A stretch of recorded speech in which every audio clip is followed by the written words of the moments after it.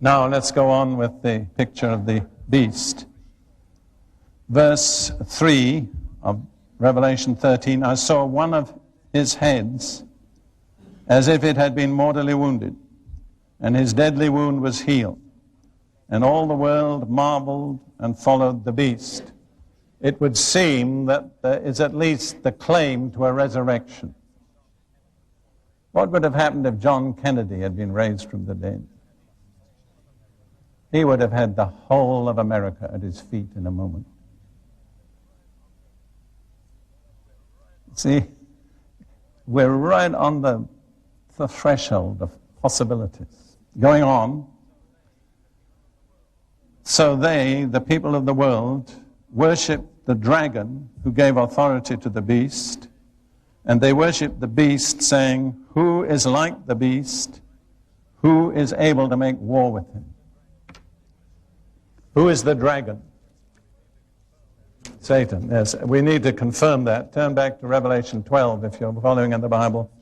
Verse 9. Revelation 12, verse 9. So the great dragon was cast out, that serpent of old, called the devil and Satan, who deceives the whole world. He was cast to the earth, and his angels cast out with him.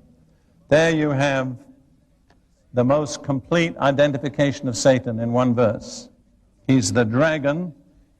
He's also the old snake. And he's called the devil, diabolos. You know what the word devil means?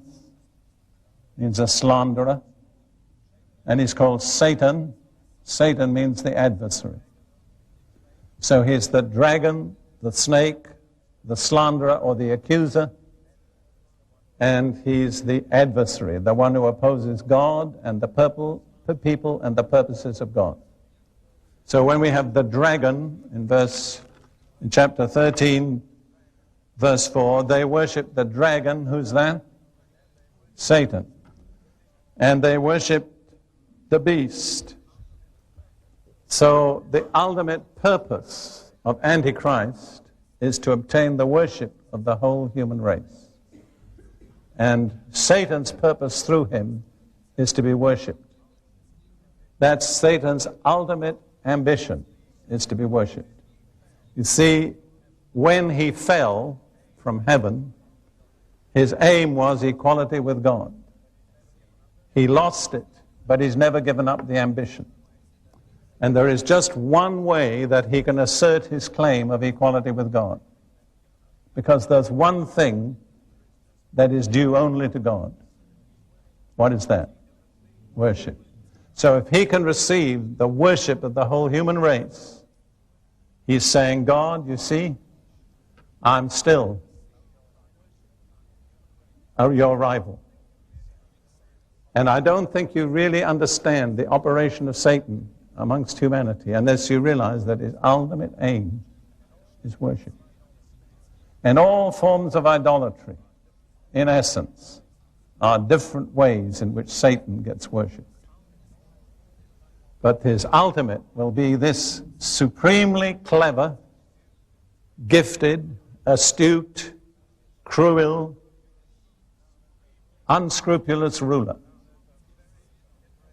Now, there's a very interesting contrast between the true Christ and the false Christ. You see, Satan was willing to make a deal with Jesus. If you turn to Luke chapter 4 for a moment, the description of the temptation of Jesus. Verses 5 and following.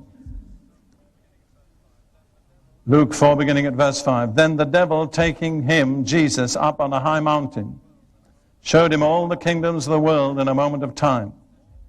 And the devil said to him, all that authority I will give you, and their glory. For this has been delivered or betrayed to me, and I give it to whomsoever I wish. Therefore, if you will worship before me, all will be yours. And Jesus said, get behind me.